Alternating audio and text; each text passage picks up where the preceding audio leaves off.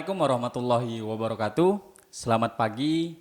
Kembali lagi kita di podcast Dinas Kesehatan Kabupaten Penajam Pasir Utara. Tentunya di Bisik Taka, bincang asik seputar kesehatan kita. Jadi di sini saya sebelumnya memperkenalkan diri, saya Rahman Baidawi bertindak sebagai host yang akan membawakan acara podcast kita pada pagi hari ini. Tentunya saya ditemani oleh narasumber kita yang sangat luar biasa pada pagi hari ini, yaitu Mbak Nurul Hidayah SKM yang merupakan Seksi Promosi Kesehatan Dinas Kesehatan Kabupaten Penajam Pasir Utara. Halo, Selamat Mas pagi. Rahman. Ya, selamat pagi Mbak Nurul. Selamat pagi, Mas Rahman. Ya, jadi kita di sini akan berbicara tentang germas. Oke. Mungkin banyak dari masyarakat Penajam Pasir Utara, Mbak, yang mengetahui bahwasanya germas itu hanya sebagai jargon kesehatan, tidak mendalami terkait apa itu germas. Mungkin Mbak Nurul bisa sedikit menjelaskan terlebih dahulu apa itu germas, Mbak. Baik, sebelum masuk ke germas nih ya Mas Iya. Rahman ya, kita mungkin boleh menarik sedikit tentang latar belakang nih. Kenapa sih pemerintah itu saat ini menggembor-gemborkan mengenai germas gitu ya. Semangat sekali mengkampanyekan tentang germas. Jadi ternyata di 30 tahun terakhir ini kita sudah mengalami pergeseran nih. Awalnya dulu kita tahu bahwa penyakit-penyakit terbesar di Indonesia ini yang paling banyak adalah penyakit-penyakit menular. Penyakit menular. Seperti diare, kemudian TB, dan sebagainya. Nah, sekarang ternyata pola-pola penyakit dari penyakit menular itu berubah nih, bergeser menjadi penyakit-penyakit tidak menular yang sekarang tinggi. Kita lihat ya sekarang tingginya kasus hipertensi, diabetes, jantung koroner yang merupakan salah satu pembunuh nomor 1 ya di Indonesia ya, luar biasa. Dan ternyata penyakit-penyakit tidak menular ini merupakan penyakit-penyakit kronis ya, Iya. yang benar-benar berbahaya. Dan efeknya adalah peningkatan pembiayaan kesehatan yang akhirnya ujung-ujungnya menjadi beban negara ya. Nah, selain itu kita lihat juga bahwa ternyata nih yang mengalami penyakit-penyakit tidak menular itu pun sudah bergeser. Kalau dulu ya kita kenal penyakit-penyakit tidak menular ini sebagai penyakit orang kaya ya. Iya, Ya, orang penyakit kaya, orang-orang benar. kaya dan orang-orang yang tua seperti Tua. itu ya. Tapi ternyata saat ini penyakit-penyakit tidak menular itu sudah banyak diderita oleh masyarakat dengan usia produktif. Usia produktif. Nah, di mana kita tahu kalau usia produktif ini kan merupakan masyarakat yang pekerja ya. Iya. Nah, kalau sudah dia terkena penyakit, itu otomatis kebutuhan perekonomian keluarga juga akan terganggu. Ibaratnya tulang punggung ya, Mbak ya. Ya, mereka sebagai tulang punggung kalau sakit-sakitan ya pasti akan mempengaruhi perekonomian keluarga. Nah, itulah yang menjadi penyebab nih kenapa saat ini pemerintah itu begitu getol mengkampanyekan germas. Nah, ternyata lagi ketika kita kulik lebih dalam, apa sih penyebab perubahan pola penyakit ini yang dari penyakit menular menjadi penyakit tidak menular sekarang? Setelah ditelisik lebih dalam nih, dikulik lebih dalam, ternyata terjadi perubahan pola hidup, Pola gaya hidup, hidup masyarakat. Dari yang awalnya nih ya, dulu kan makanan-makanan tentu makanan-makanan yang masih alami seperti itu ya. Sekarang kita tahu bahwa masyarakat lebih gemar mengkonsumsi makanan-makanan instan yang tentunya banyak pengawet, kemudian makanan-makanan yang manis, kemudian makanan-makanan yang lemaknya tinggi ya, seperti itu. Kemudian selain itu sudah makanannya beralih. Sekarang dengan kecanggihan teknologi ya, kita tahu kecanggihan teknologi saat ini apa-apa semua ada dalam genggaman. Kita bisa ngapa-ngapain dari handphone aja, pesan makan dari handphone. Jadi generasi sekarang ini lebih dikenal Generasi dengan mager. ya, generasi mager. Terus ada sebutan juga kaum rebahan, rebahan, ya, ya, benar. kaum rebahan. Nah, kita lihat bahwa ternyata memang aktivitas fisik sudah mulai berkurang nih masyarakat kita. Nah, kemudian yang ketiga juga ini yang paling penting adalah merokok. Kalau dulu kita tahu perokok itu ya biasa kalangan bapak-bapak ya, Iya, benar. kalangan bapak-bapak. Ternyata sekarang perokok pemula ini sudah banyak, Anak-anak muda bahkan ya. anak-anak Anak muda. sekolah bahkan ya, Mbak ya. Nah, bahkan dari SD kan Iya, mereka sudah benar. kenal rokok dan begitu mudahnya mereka mendapatkan rokok.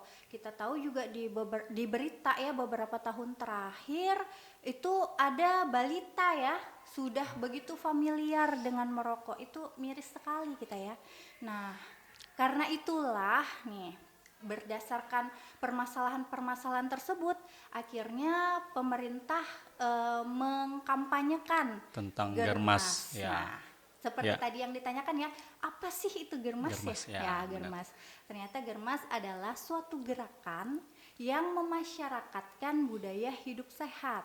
Jadi tujuannya adalah merubah pola hidup masyarakat dari yang kurang sehat seperti yang tadi ya, menjadi pola hidup yang lebih sehat seperti itu. Oke. Jadi memvalidasi dari Mbak Nurul tadi tentang PTM, memang benar berdasarkan data dari WHO kita ketahui bahwa 73% penyebab kematian di dunia ini disebabkan oleh PTM. Iya, betul. Dan untuk Indonesia sendiri juga kita ketahui bahwasanya 80% Mbak PTM ini menyebabkan kecacatan dan kematian. Nah, itu juga terkait pola hidup yang Mbak jelaskan tadi. Benar. Ya. Terkait tentang germas. Tentu saja kalau cuman mengkampanyekan tidak kuat Mbak ya seperti itu. Jadi apakah ada regulasi dari pemerintah yang mendorong kebijakan ini sehingga kebijakan ini terus digaungkan seperti itu Mbak? Oke, terima kasih Mas Rahman. Ya, benar sekali kalau suatu kegiatan tanpa dasar ya, Iya. itu pasti akan ya nol lah ya. Karena kegiatan apa dasarnya gitu. Pemerintah sudah berupaya sejak tahun 2017 keluar instruksi presiden mengenai Germas. Gerakan Masyarakat Hidup Sehat. Jadi instruksi presiden nomor 1 tahun 2017. Nah, kita di Kalimantan Timur juga ada peraturan turunannya dari Inpres tersebut, yaitu peraturan gubernur nomor 55 juga di tahun 2017 keluarnya tentang pedoman gerakan masyarakat hidup sehat di provinsi. Pun dengan Kabupaten Penajam Pasir Utara. Ya, kita juga memiliki regulasi terkait germas. Nah, regulasi kita ini ada berupa Perbup, Peraturan Bupati nomor 29 tahun 2018 terkait pedoman pelaksanaan gerakan masyarakat hidup sehat di daerah seperti itu. Ya. Jadi untuk regulasi memang sudah sangat jelas ya Mbak ya dari peraturan presiden ke gubernur sampai ke bupati. Benar terkait sekali, Mas. kebijakannya. Nah, tadi saya mendengar bahwasanya gerakan masyarakat hidup sehat ini merupakan gerakan yang secara sistematis. Nah, itu berarti ada langkah-langkah dong di sini Mbak terkait germas tersebut. Benar. Mungkin bisa disebutkan apa saja sih langkah-langkah germas itu sehingga disebutkan gerakan yang sistematis. Iya, benar sekali ya. Karena germas adalah gerakan sistematis ya, Iya. jadi setiap ini ada prosesnya. Jadi kalau dari pemerintah pusat itu ada 5 pesan kunci germas. 5 Yaitu, pesan kunci ya, germas. 5.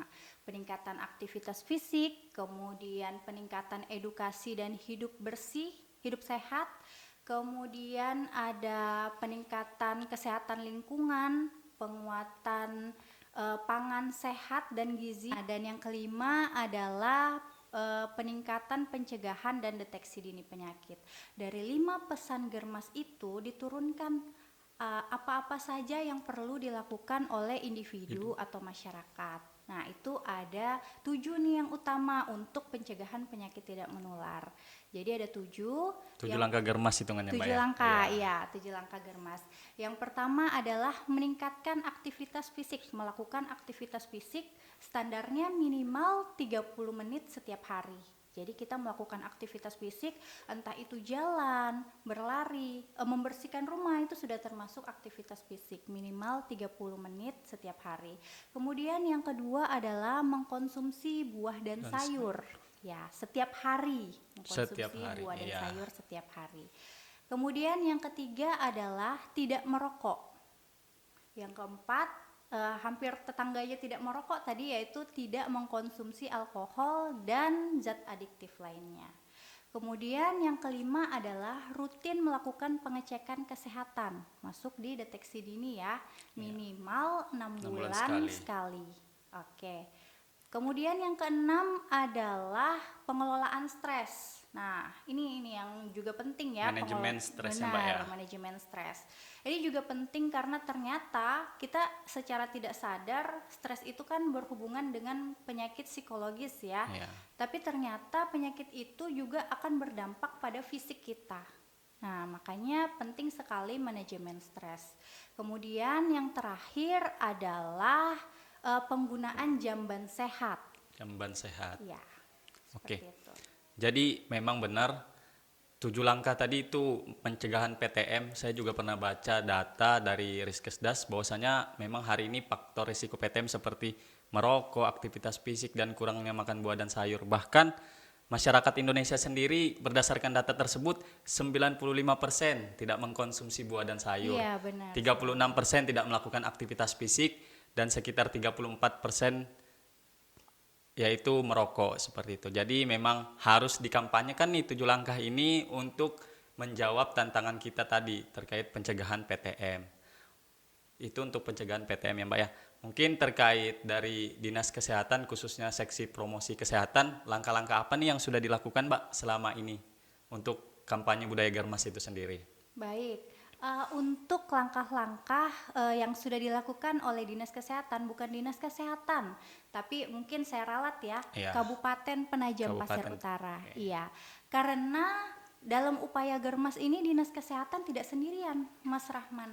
Berarti Ya, berkolaborasi. benar. Jadi dari Perbub dari nomor 29 tahun 2018 yang dikeluarkan oleh Bupati Penajam Pasir Utara, kita kemudian membuat forum Germas. Forum Germas. Ya, nah forum Germas ini isinya bukan hanya Dinas Kesehatan tentunya. Kita bekerja sama dengan SKPD lain, SKPD yang ada di Kabupaten Penajam Pasir Utara.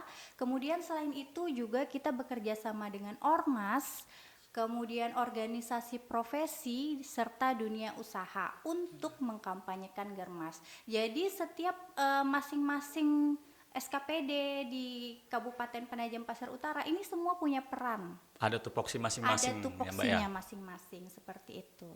Ya, baik. Jadi dari SKPD ini sudah berperan nih. Jadi kita tinggal bagaimana ke masyarakat untuk terus mengkampanyekan.